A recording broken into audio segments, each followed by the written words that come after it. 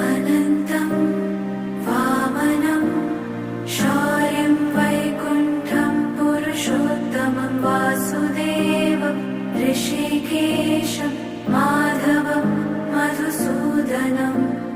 वराहं पुण्डरीकाक्षं